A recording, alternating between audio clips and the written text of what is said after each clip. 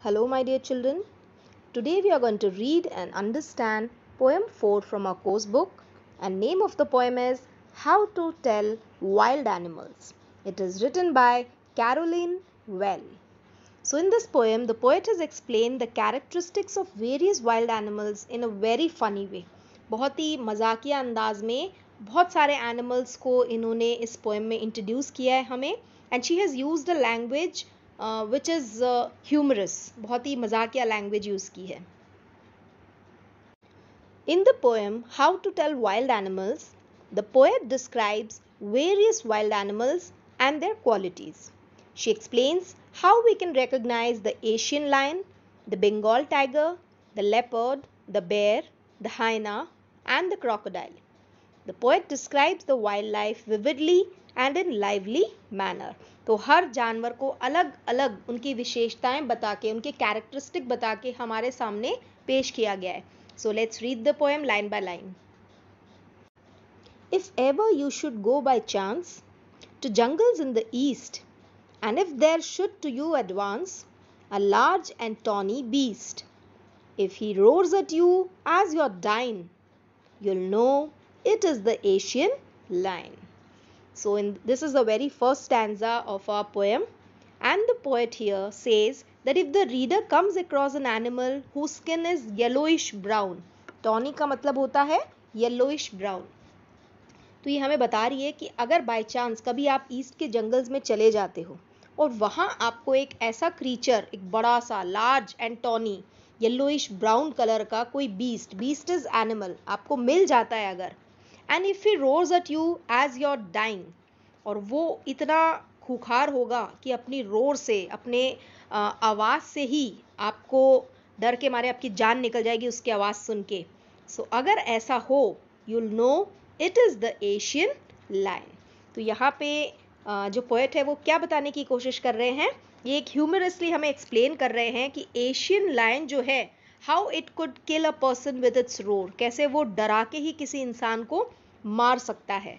तो यहाँ पे एक ह्यूमर दिया गया है. जैसे अगर लायन सच में आपके सामने लायन आ जाता है तो क्या होता है, या तो हम डर के मारे मर जाएंगे या फिर लायन जो है हमें खुद ही मार देगा. बट यहाँ पोएट बता रहा है कि अगर आपको वो रोर करे और आप एकदम मरने की पोजीशन में पहुंच जाओ तो आप बिल्कुल समझ जाना ये कौन सा एनिमल है. It is the Asian lion. और if some time when roaming round a noble wild beast greets you, तो आप अगर बाय चांस लायन से बच गए और आगे जंगल में जा रहे हो, रोम कर रहे हो, and if you find a noble wild beast, noble का मतलब होता है एरिस्टोक्रेटिक, जो कि रॉयल क्लैन से बिलोंग करता है. आपको कोई रॉयल सा एनिमल दिख जाए with black stripes on a yellow ground, ground का मतलब है यहाँ पे बैकग्राउंड, तो इसकी बॉडी जो है वो देखिए येलो कलर की है ना, तो येलो कलर की बॉडी पे ब्लैक स्ट्रिप्स बनी हुई, लाइन बनी हुई अगर आपको दिखे, just notice if he eats you. This simple rule may help you learn the Bengal tiger to discern. Discern is recognize. यानी आप आसानी से पहचान सकते हो. अगर आपको कोई ऐसा एनिमल दिखे जो कि येलो स्किन है और ब्लैक स्ट्राइप्स है, then if you notice that he kills you and eats you up, आपको मार देगा और खा जाएगा, that means you have surely seen a Bengal tiger. तो यहाँ पे ह्यूमर क्या है, जब वो आपको मार ही देगा, आपको खा ही जाएगा, then what is the use of recognizing that animal, isn't it?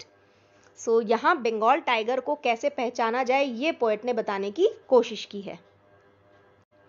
If strolling forth a beast you view whose hide with spots is peppered. Strolling का मतलब होता है walking casually, इसी तरह just टहलना. Forth का मतलब है forward यानी आगे चलना. A beast you view whose hide is skin, with spots is peppered. Peppered is जिस पे स्पॉट बने हुए होते हैं.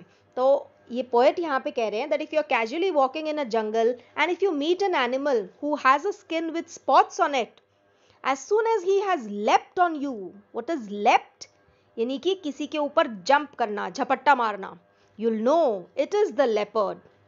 It will do no good to roar with pain, he'll only leap and leap again. So this animal is so fast that it will leap on you at once. मतलब आपके ऊपर एकदम से जंप मार देगा, आप पे झपट्टा मारेगा ये. And this jumping is an indication that it is none other than the leopard. ऐसा तो leopard ही कर सकता है. तो पोएट कह रही है that if you will cry out in pain, झपट्टा मारने के बाद अगर आप दर्द के मारे चीखते हो, चिल्लाते हो, it is not going to be of any use, कोई फायदा नहीं है, क्योंकि आप जितना चिल्लाओगे he will jump more on you, आपको और ज्यादा वो परेशान करेगा. So the poet has explain the characteristic of a leopard. If when you're walking round your yard, you meet a creature there who hugs you very, very hard, be sure it's a bear.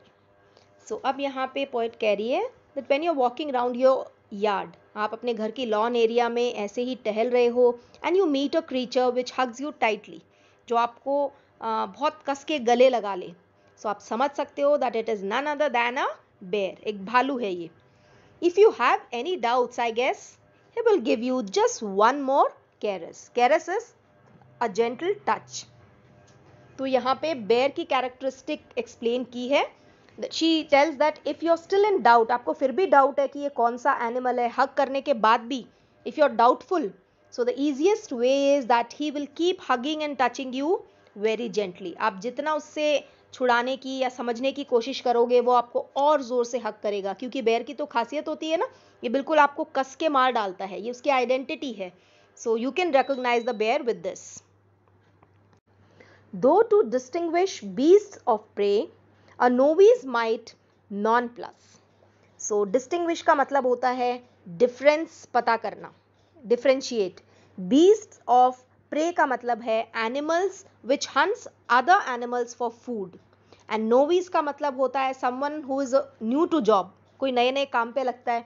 And non plus का मतलब होता है confuse. So the poet says that for someone who is new to the job of recognising animals, किसी को नहीं पता है कि जानवर को कैसे पता कौन सा जानवर है, हम रिकॉग्नाइज नहीं कर पा रहे हैं. So it will be like a puzzle to recognise the animals that hunt other animals for their food. यानी जो दूसरे जानवरों को अपने खाने के लिए उनका शिकार करते हैं, उन्हें कैसे पहचाना जाए. अगर आप जानवरों को पहचानने की ताकत ही नहीं रखते हो, आपको पता ही नहीं है how to recognise. The crocodile you always may tell from the hyena that's. Hyenas come with merry smiles but if they weep they are crocodiles. तो यहाँ पे हाइना एंड क्रोकोडाइल, इन दोनों में कैसे अंतर पता किया जाए, how to find the difference between these two animal.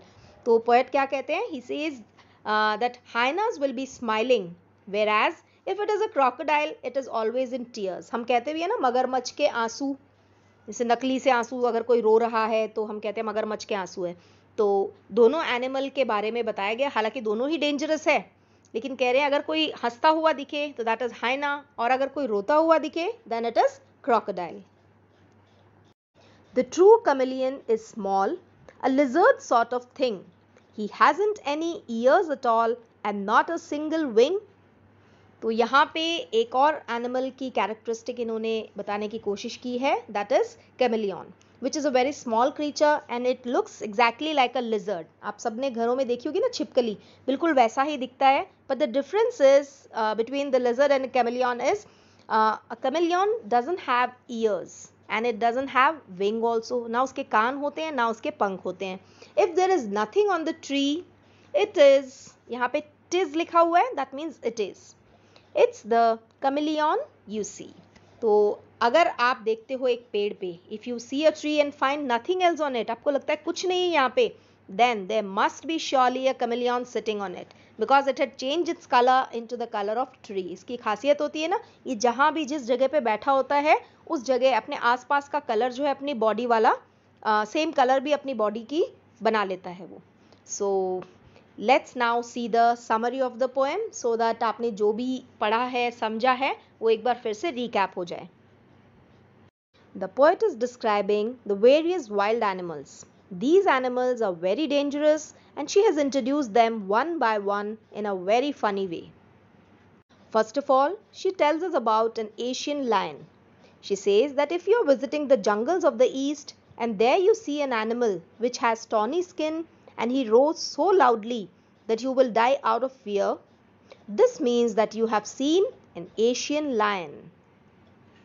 Next in the line is the Bengal tiger that she has explained to be a royal animal that at once attacks and kills a man.